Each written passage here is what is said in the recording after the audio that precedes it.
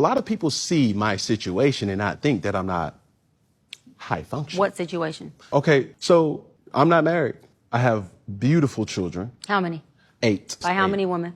3. And this is the kicker. I want more.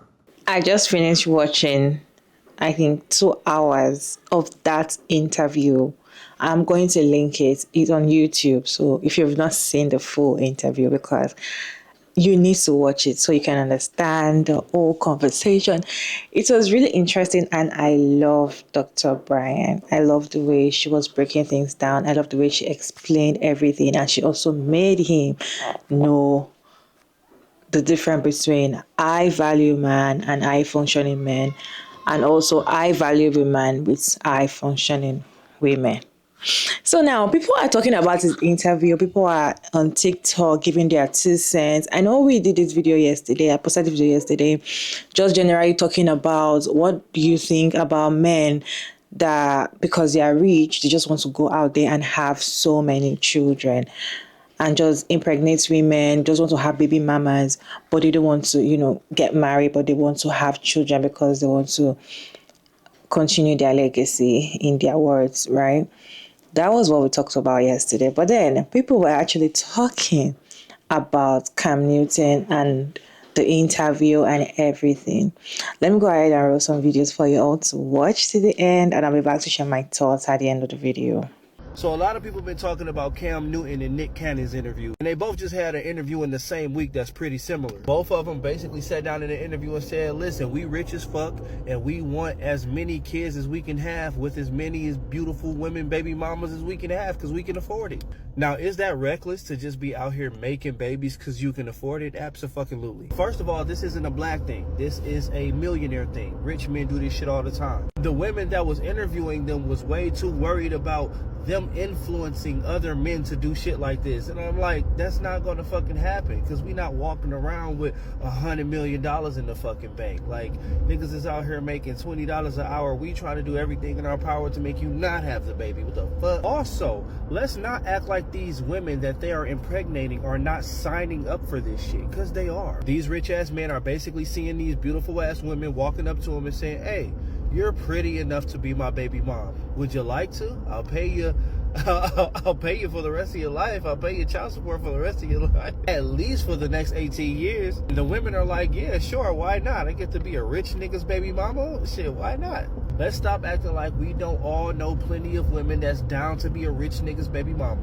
But it seems like what nobody's understanding is that everybody gets what they want except for the fucking child. The rich man gets another baby with beautiful DNA. The woman gets a baby by a rich man and gets to treat her child like a check for the next motherfucking 18 years. And it's really sad because the child just becomes the product of a father that just wanted a baby by a pretty girl and a mother that just didn't want to fucking work.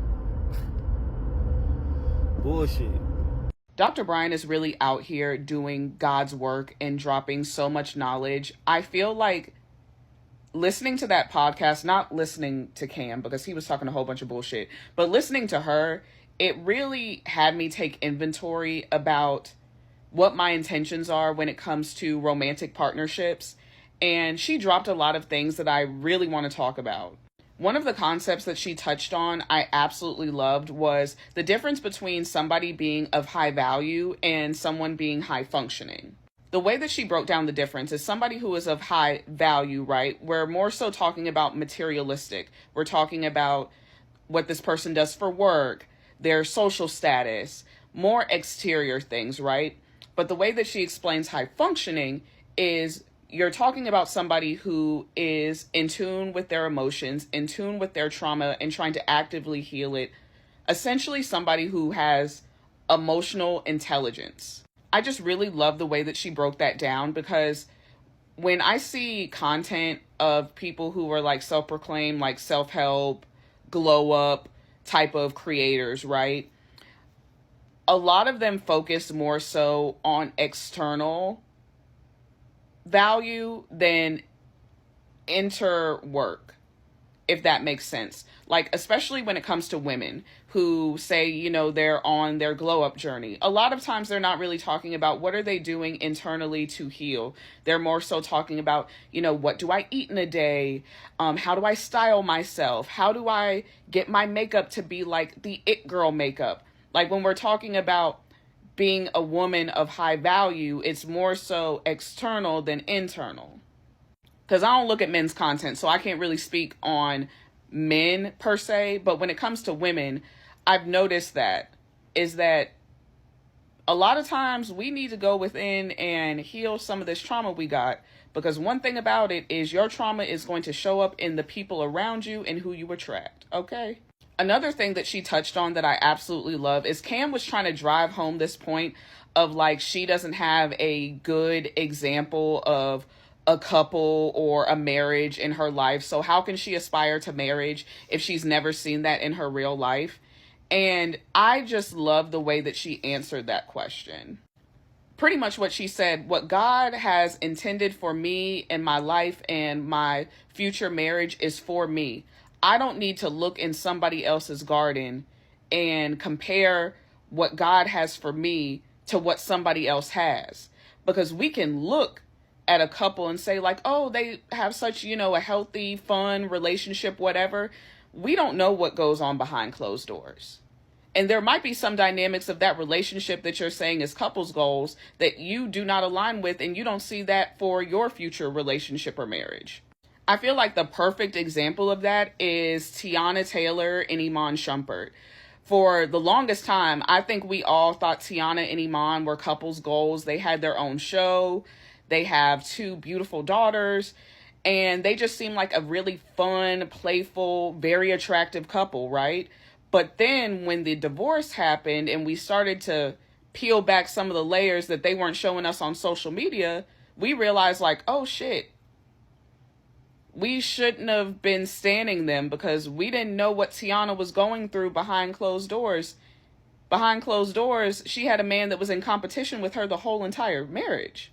So, like she said, I never want what somebody else has. What God has intended for me and my future marriage with my wife is what God has for me. And it seems like in his brain, Cam's brain, he couldn't understand that concept. It's just, this man is, people throw around like narcissist and sociopath and like psychological terms all the time. And I don't want to diagnose somebody with that, but it's something not right up here. I'm not a psychologist. I'm not going to give him that diagnosis, but every point that he tried to make in that podcast made absolutely no sense. But to my ladies, please watch or listen to this episode because Dr. Bryant is really dropping some gems. If you are somebody, even if you are in a relationship, just listen to what she has to say. And it's a good way to take self-inventory. She was really dropping some knowledge. Let me know in the comments if you've seen the podcast episode, and I'll see y'all in my next video. Yes. So I saw Cam Newton's video, and I have a lot of thoughts. I want to say, first off, I don't hold people who play sports in any sort of like high moral compass because, especially football players, you run around and get balls thrown at your head. Yeah, for millions of dollars, but your medulla oblongata is shaking in your skull. So for me, that already shows me that you don't have any sort of judgment that I should take, seriously. Number 2, when men do this whole thing of like spreading their seed all around for some sort of legacy, I don't know what that means. Like, what is the legacy? That you were a football player? Not that you contributed or advanced society. You found a cure to cancer. You did something to really advance society. You got balls thrown at your head and you also threw balls. So what is that a legacy? Like, maybe if you were, I don't even know who plays sports. I'm not tapped in, but if you were like somebody like, Kobe Bryant, like that's a legacy. But Cam Newton, about that. This whole, you have 8 kids by 3 different women and you're like, oh, I really want to get married. I don't know. I like to be around people who have just even an iota of sense, when they think about things, they think through them. What type of idiot would I be to lay down with a man and sign papers and be with a man, be legally attached to a man who has 8 kids by 3 different women and doesn't see anything wrong with that? And the comments that I've been seeing is like, oh, well, he has 75 million, you can't tell him nothing. From what I remember, I think his first baby mama, he was like fighting her for like a Range Rover or something. That's not a man that I want to be around whatsoever. They've been talking about the, like, what's it called? The childbirth rates. They've been declining, rightfully so, because women are putting on their thinking caps and thinking, well, if we have idiots like Cam Newton out here talking about, you know, spreading his seed far and wide, but then saying all of those women you had kids with, they're good enough to have children with. Also, this whole kids are more of a commitment thing is so stupid. They're good enough to have children with, but they're not good enough to be with for the rest of your life and to marry them. You're a sick and twisted individual. And he's not the only person. I like, what's that man? That man with the turban. Nick Cannon, bozo as well. Elon Musk, another bozo. From my understanding, the baby mamas with Nick Cannon, they gotta live hand to mouth, post. All them bitches work. When you got 750 kids, the child support, that's like, what, $250 every week, if that. It's not stretching that far. The only ones who got a little bit of something are, you know, the iconic Miss Carrie's kids, because their mother is an icon. The rest of y'all, good luck and God bless the baby mamas. Yeah, when he was sitting on there looking dumb as hell trying to explain why he had a multitude of kids by multiple different women and none of them were good enough to marry, and talking about I'm scared of divorce even though your parents have been married for 30 years, like, you're actually very stupid. Another stupid girl that I want to get on, there's this girl named Brittany Mahomes. She's married to Patrick Mahomes. He's a football player or something.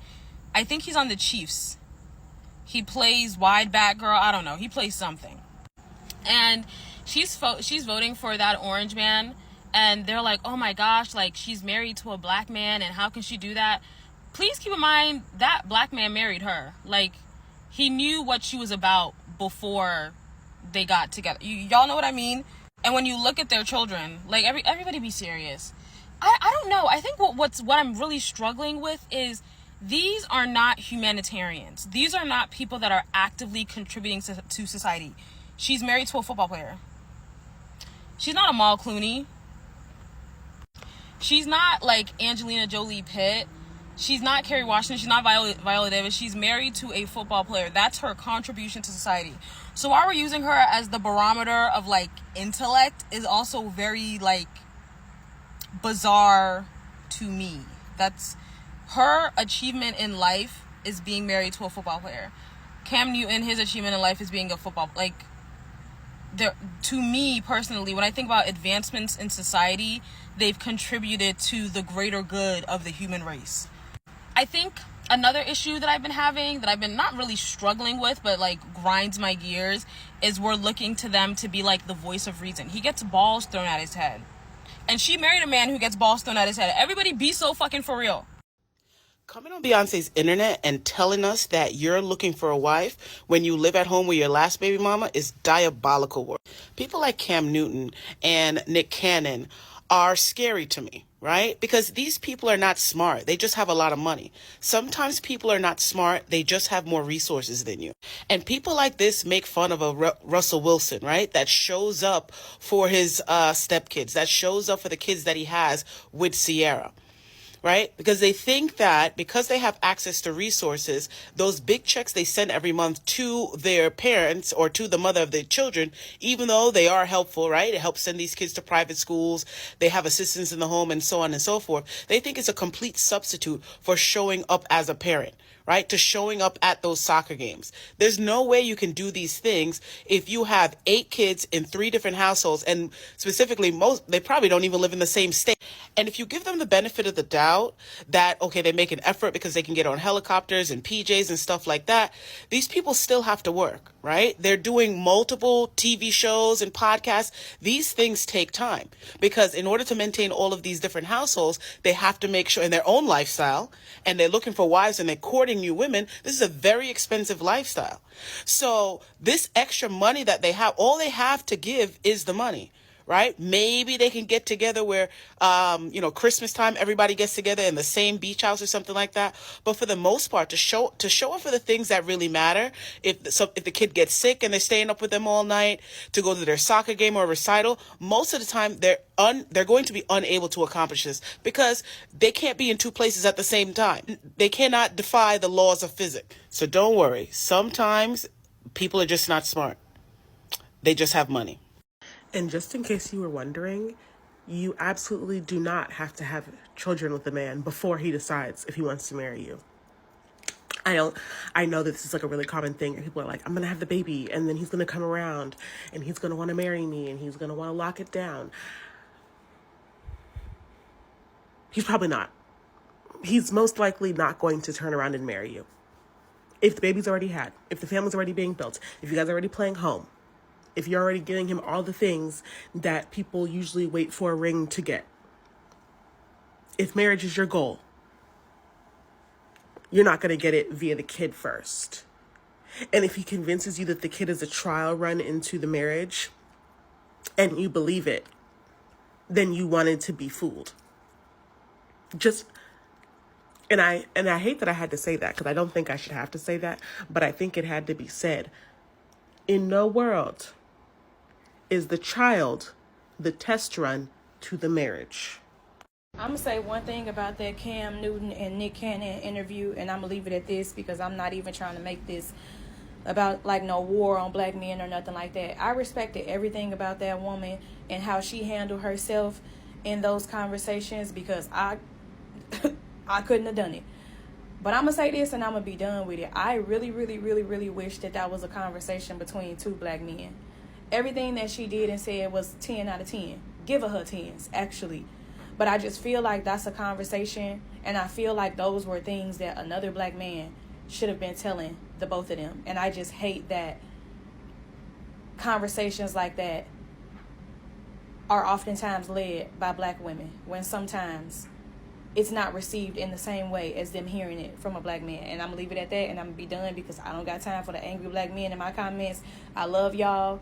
And I'm going to leave it at that. I'm not even responding to no negativity. There was one video I saw on TikTok, and this lady said, if these words were coming from a black man, it was a black man that said all those things to Cam Newton, or when making interview, black men were the ones that's telling them the real truth, it will make more sense than it coming from a black woman.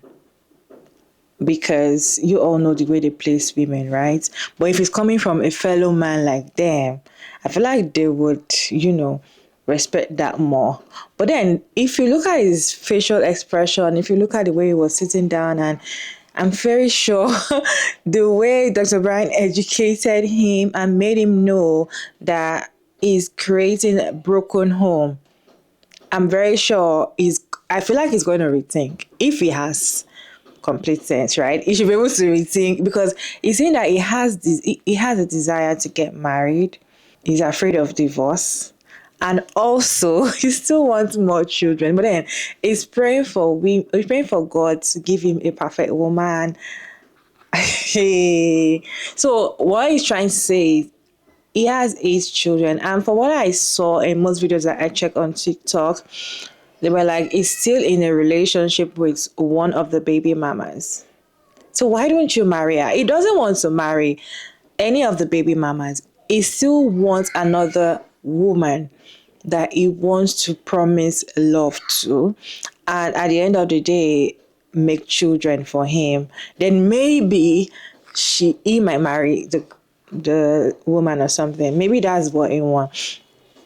But then these women that, are doing baby mama thing with these rich men, I know some people will say it's better for me to have babies for rich men, have babies for someone that pay child support, than have babies for someone that doesn't have money.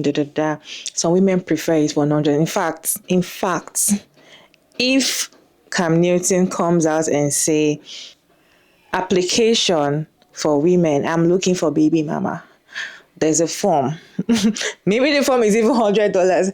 People will pay for the form and just to get in line to be his baby mama because they want that money, they want that name, like I am so person number 5 baby mama.